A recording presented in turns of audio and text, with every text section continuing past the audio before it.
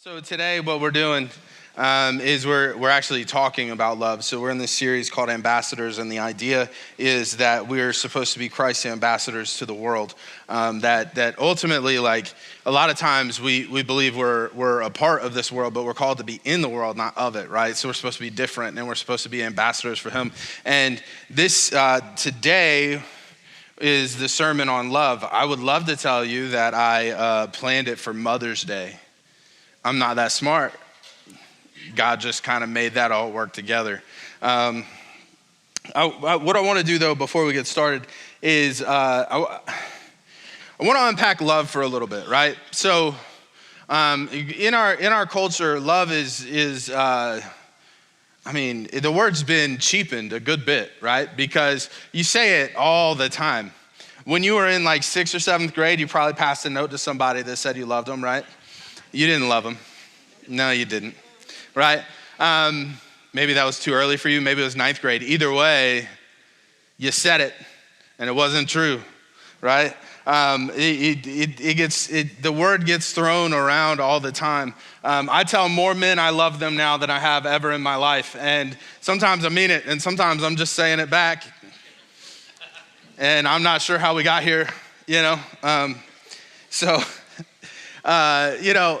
I always mean it. If any of you have told me that, I meant it. 1,000,000% I meant it. I love you so much. I would hug you, but I'm not going to in front of everybody. So anyway, it's been cheapened, right? And so in the Bible, there's 3 words for love. There's eros, phileo, and agape, right? And in English, there's one. Love, right? I love the fact that there's 3 words because it actually gives us some phases. It gives us something to work with. Eros, this is passionate love. It's where we derive the term erotic from, right? But that term in the English language has become dirty. It doesn't have to be dirty. It's passionate. It's when if you're married, you first saw your spouse, you're like, oh, they're hot. I got to figure this out. How am I going to get them to call me back? How am I going to get them to call me back? Like that. That's the beginning of that type of love, right? And then you have phileo. This is brotherly love. Philadelphia, the city of brotherly love, which we know is a lie because of Eagles fans. Just kidding, I think. So brotherly love, it doesn't have to be brother to brother, right? Like this is the genuine affection. This is affection between 2 people. This is that love that you have for a friend. So like in a relationship, in a relationship where you're moving towards marriage, it probably starts with, oh, you're hot, let's go on a date, right? But for it to progress, you have to genuinely enjoy one another as people. Right? Like you have to get to a place where you're friends. It can't all be holding hands, Yeah. So there's just a lot of kids in the room. It can't all be holding hands. So it can't. You have to develop an actual relationship, right?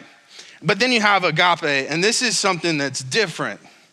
The first 2 they're primarily feelings based, right? Like they're driven by something that you can't put your hands on. You feel it, and so it is, right? When it comes to being attracted to someone, when it comes to the passionate aspect of love, that's something that just happens. And that's why people will be like, well, I fell out of love with them. No, you just think they got ugly and you're shallow, right? Like that's not love, right? And then that affection, that friendly affection between 2 people, that's something that just happens, right? Like that's not something that happens because you're in their space. That's something that happens because it just happens. Because there's lots of people that you spend lots of time with that you have no affection for whatsoever. As a matter of fact, you're like, hey, I wish you wouldn't talk, And then there are people that you spend time with and maybe you wish you could spend more time with, and you have this affection. They're feelings based. They may drive you to action, but they start with an emotion. And then you have agape. This is different. This is God's unconditional abiding love, right? It doesn't go anywhere. It just is, right? This is an important distinction because this is the kind of love we're called to. This is the kind of love we're called to. In Matthew chapter 22, they're trying to trap Jesus. So you got Pharisees, you got Sadducees, and you got teachers of the law. So essentially you have hypocrites, intellectuals, and lawyers. That's what you have. You have the hypocrites being the Pharisees. They're this religious party that are just really, they have a high value on the law, but they don't have the heart of God. So they're hypocrites. You know, the Sadducees, they're the intellectual elite. The high priest is a Sadducee. They are the elite, right? And then you have the teachers of the law, they're lawyers. And so you have all of these people, and they're trying to trap Jesus. They want to trap him because they want to discredit him. And anybody watch the news? Like any person in power or any politician that gets interviewed, there's always somebody who's got the gotcha question. They're just trying to get you to say something dumb. And lately, well, like the last 8 years, it's been really easy to get people to say dumb things, right? And so that's what's happening here. They want Jesus to say something dumb. They want the 30-second reel that's going to go on YouTube, you know, that just it's the soundbite. That's what they want. And so they ask him, what is the most important commandment in the law of Moses? Jesus replies, you must love the Lord your God with all your heart, with all your soul, and with all your mind. This is the first and greatest commandment. A second is equally important. Love your neighbor as yourself. The entire law and all the demands of the prophets are based on these two commandments. So he starts with, you must love the Lord your God with all your heart, soul, and mind. So what he's saying here is you have to learn to love God with everything in you. You learn to love him. This is you need to align your heart with God's heart, right? You need to align your heart with God's heart. You're like, where do you get the word align? Right here, right? If you are married, okay? You love this person. You've chosen to love this person. You're going to love them forever. That's what you've chosen. That's what you vowed. You will love them till the day you die, no matter what happens, right? And so you go into it, and the first couple of years, on the wedding day, it's like, this is unconditional love. It's amazing. No, it's not. It's not unconditional. You may choose to not leave, but you spend the first 6-7 years fighting over your conditions, right? I will love you if you clean up after yourself.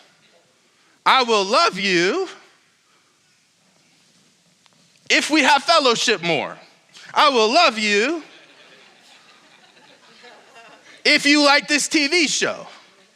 I will love you. And you don't say it that way, but that is how it plays out because you react poorly when it doesn't happen, right? There are lots of conditions and you spend years working out the conditions. And over time, what happens is you align with one another. The things that used to be the thing that would set you off, the thing that used to be your condition, it disappears because you become aligned with one another. You become more alike, right? Your desires, the thing you're building, like the life you're building, you've been doing this together long enough that your desires, your hopes, your dreams, they are more in alignment than they were before. And it's this journey to get more and more and more in alignment. This is what God is calling us to love God with all of our heart, with all of our soul, with all of our mind, is to have our hearts aligned with his. And the second is like it because when our hearts are aligned with his, we're able to love people the way he loves us.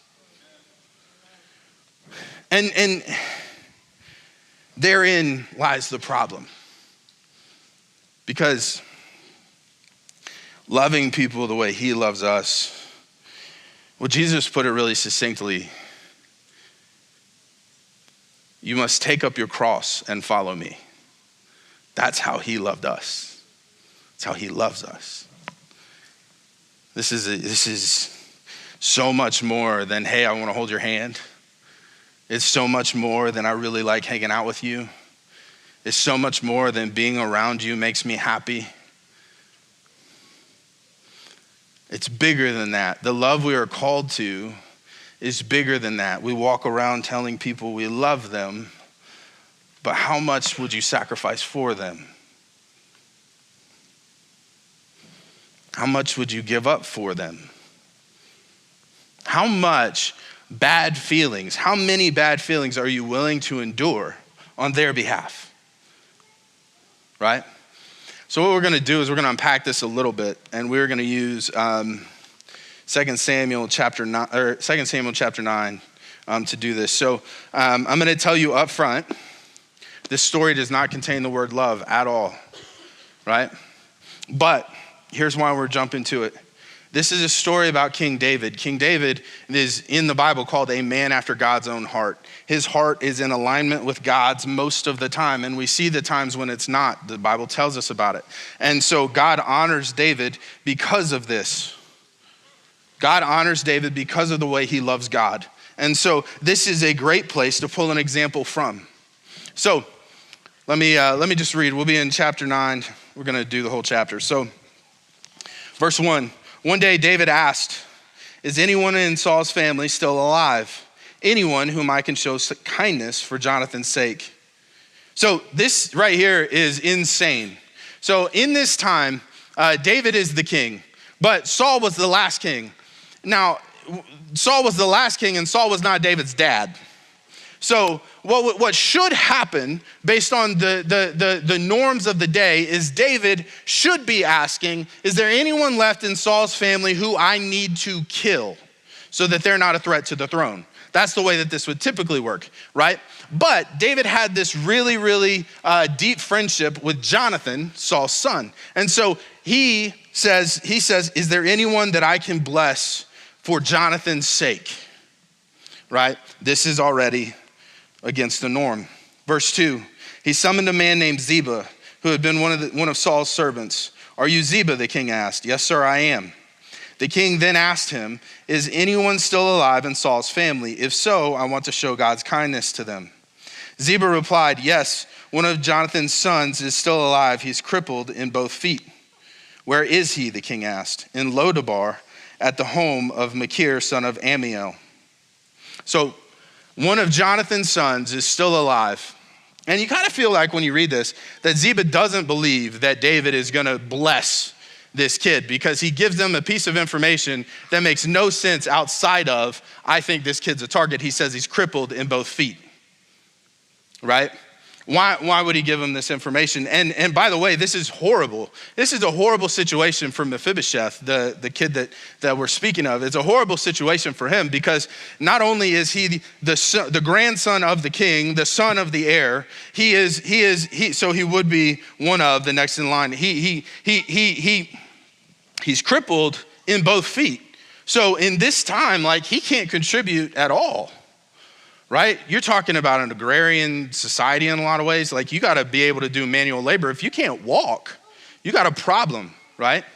And the way that the story goes is he's crippled in both feet because when Saul and Jonathan died, one of the servants who was tasked with taking him away because they were afraid that David might kill him, dropped him and broke his feet. And now they don't work right. They never got set correctly, right? So Mephibosheth. So David sent for him and brought him from Machir's home. His name was Mephibosheth. He was Jonathan's son and Saul's grandson. When he came to David, he bowed low to the ground in deep respect. David said, "Greetings, Mephibosheth." Mephibosheth replied, "I am your servant." "Don't be afraid," David said. "I intend to show kindness to you because of my promise to your father, Jonathan. I will give you all of the property that once belonged to your grandfather Saul, and you will eat here with me at the king's table." Mephibosheth bowed respectfully and exclaimed, "Who is your servant that you should show such kindness to a dead dog like me?" That statement on a lot of levels rings true. The journey he took to see David, he must have thought that he was worthless and going to die, right?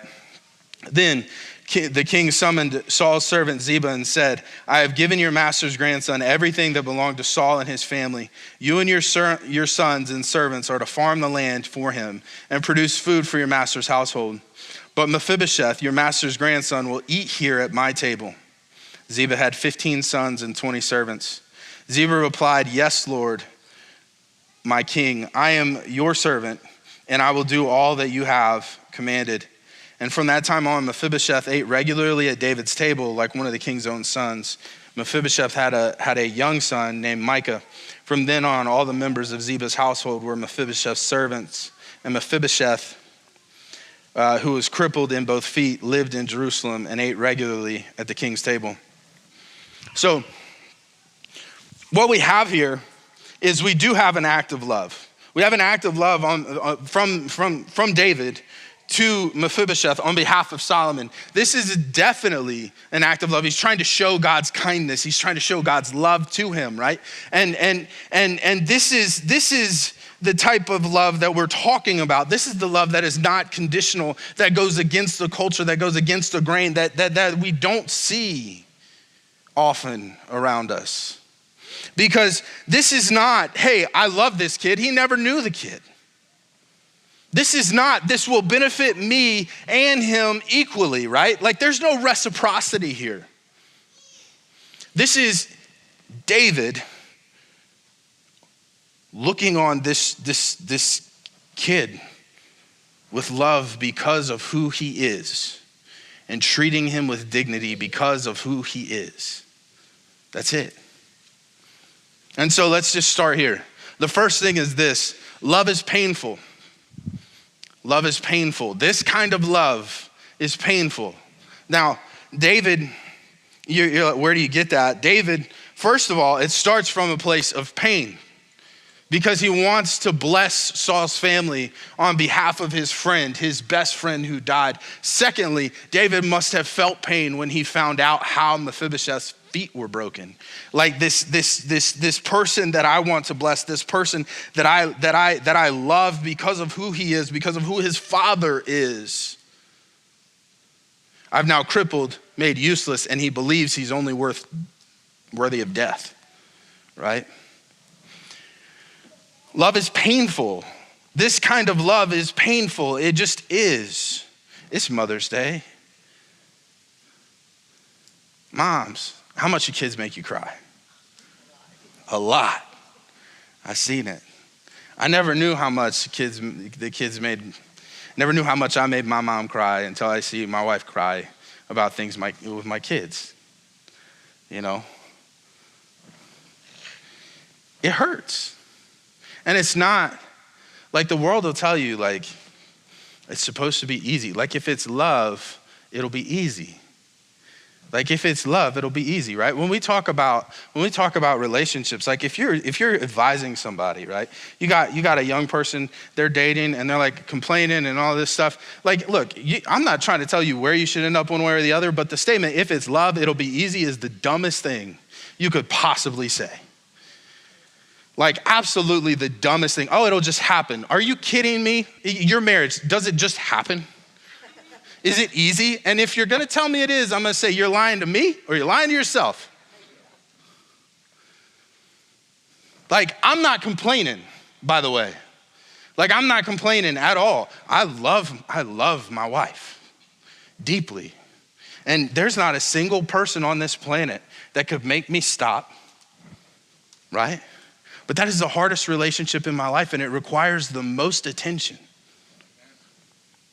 And it's not because she's difficult. It's not because I'm difficult, although I am. It's not. It's because this person is the person who knows me most deeply. This person is the person who can hurt me most deeply. This person is the person who does hurt me by accident often, and vice versa. And so you have to work on that. You have to cultivate that. You can't just expect it to just happen. Like, it'll just happen until you're done and then you'll get divorced. That's what'll just happen. It's painful. It's rewarding, but I don't feel like I need to tell you the good side because that's all we ever talk about. right? It is rewarding. It is awesome. It is beautiful. It's the best thing I've ever done in my life. And it hurts sometimes. Love like this is painful. And if we're called to love other people the way God loves us, how much do we not do that because it hurts? Like, how much do we not do that? Just because, look, okay, I'm a dude, right? Thank you. Thank you for affirming me. I appreciate it. So, like, this is what happens for me.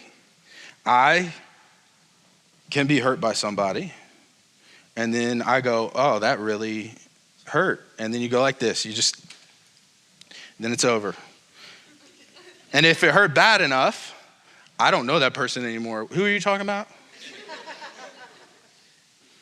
Right. What if God did that to us? Like, what if God just, oh, that hurt me. I sent my son to die for you, and you act like that. Like, if God treated us the way that we treat people, we'd have been nothing more than roadkill a long time ago. This kind of love is painful. This kind of love is hard. The next thing, love is sacrificial. This kind of love is sacrificial. David is a fairly new king. And David has been waiting a long time to be king. And David has every right to all of Saul's possessions. He's the new king. That's the old king stuff. He has every right to all of Saul's possessions, all of Saul's land, all of Saul's wealth. He has every right to every single bit of it. And he gives it to Mephibosheth. He gives it to someone who could actually revolt against him one day. That's sacrifice. Even more than that, though, some time has passed since David became king. David preserved what was Saul's to give to Mephibosheth. He planned to make the sacrifice.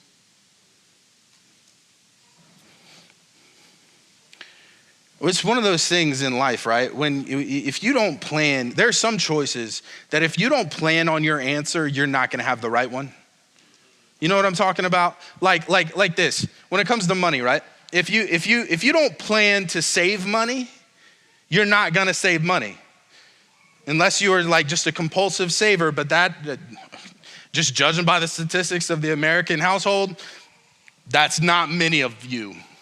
It's definitely not me. It's not many of you, right? Because the average American household lives on like 120% of its income. So go figure, it's probably not very many of us. So like unless you're that, saving you have to plan on. You have to plan to do it. Otherwise, what will happen? Well, you'll have a nice dinner out because you don't want to have a crappy dinner out. And then a little bit of money will be gone. And then you're like, you know what? I'm going to have Starbucks today. And then that happens every day that week. And then, your kid needs a new baseball bat and that costs $3 million. Baseball bats are really expensive. It's crazy, right? And then you're like, well, it is Mother's Day, so you get your wife a ring. And then by the next thing you know, you spend 150% of your income that week, month, whatever. And now you got to dig out of it, right? If you had planned ahead to save, you'd have saved. But you didn't. You're just like, I'll throw whatever's left over in there. And there's never any left over. There's usually a deficit. And that's how we end up where we are. There's some choices that you have to plan so that you can have the right answer. And when it comes to sacrificing, for those around me, that's something you got to plan on. You think if David hadn't planned on it, the temptation would have been too great to go out there and exploit the land? David was a nomad pretty much for a while, waiting on Saul to die. He wasn't allowed to kill him, and he wasn't allowed to take over the kingdom. He just had to wait. So he's waiting on Saul to die. David's basically a nomad. He's an exile. He's a refugee. I would bet that Saul had better stuff than David had. And David had every right to Saul's better stuff. And I know the world's come a long way, but Essentially, David was like, hey, I don't know, Saul's got a Maserati, he's driving a Taurus, you know what I'm saying? And David's cool with the Taurus because he planned on giving the Maserati away. Like, that's what we're talking about here. Love requires sacrifice. Love like this is sacrificial. It's not usually going to be material. It's going to be your time. It's going to be your energy. It's going to be your wisdom. It's going to be your hugs. It's going to be your tears. It's going to be your prayers. Praise God for my grandma. That woman, Mama Brenda. So my Mama Brenda is an angel. And if anybody ever said otherwise, I'd fight them. She is an angel. And she has worried more about me and my brothers and my cousins than probably anybody but our mothers. And that woman is, I know, spent nights wide awake praying for us. That's sacrificial love from a long way away. And you know what? Never expecting a phone call. This is a woman, she was a teacher in North Carolina for 30 years. Never had any money, and still to this day gives me a $20 bill when she sees me. I'm like, Mama, this is 3 gallons of gas. This kind of love is sacrificial. This is the kind of love we're called to love our neighbors as ourselves.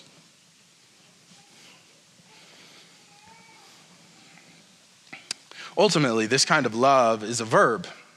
It's not a thing, it's not a feeling, it's not a noun. It's a verb, it's something that you do. Something that you do when you don't feel like it. It's something that you do when you do feel like it. It's something that you do. It's something that you choose to do. It's very good that this is on Mother's Day, because you see this type of love from lots of mothers to lots of children, right? It's a great example of the kind of love we're called to. No matter how many times I've disrespected my mom or done things that she would have hated, or left my socks on the ground, because I don't know why, but if my socks are on my feet and I don't have shoes on, they have to come off wherever I'm standing right now. I can't help it. Don't judge me. Or whatever it is, I know my mother loves me. I know that of my dad too, but I know my mom loves me, right? I've seen it. And she loves me in a way that's unconditional. She loves me in a way that's abiding. She loves me in a way that looks a whole lot more like Jesus than I can muster for anybody else, right? We are called to love other people this way. We're called to love our neighbors this way. It means that we have to figure out how to get ourselves aligned with God, how to love him better, how to receive love from him. And then in doing that, we have to learn how to turn and give that to other people. This kind of love what Jesus asks of us is impossible. Right? You're probably sitting here hearing all of this and you're like, yeah, that's great. But like, I have neighbors and they kind of suck and I'm not gonna treat them like that. I don't have the energy. I don't have the time. I'm not telling you that I do any better than you. I'm just telling you that what we're called to is that. And I'm telling you, look, it's impossible. It's impossible without God. And even with him, it's a process because we're jacked up. But it's what we're called to. It's what Jesus said is the greatest rule. The second greatest rule.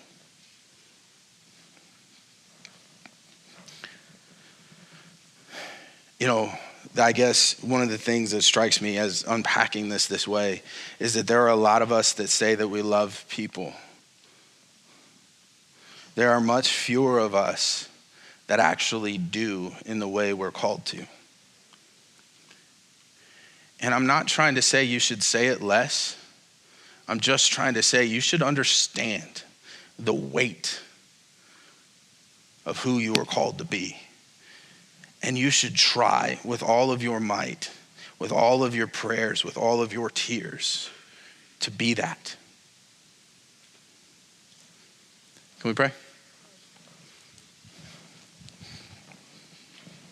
God,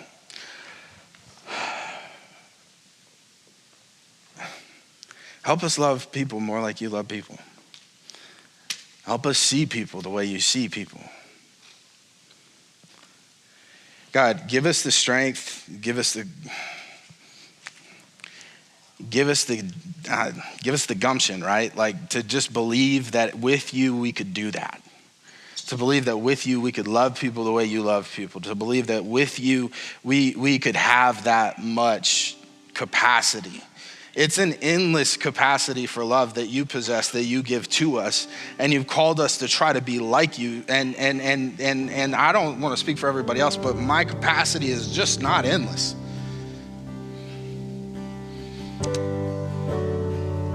In the weak times, remind us that we can do all things through Christ who gives us strength. And then let us represent him well. Amen.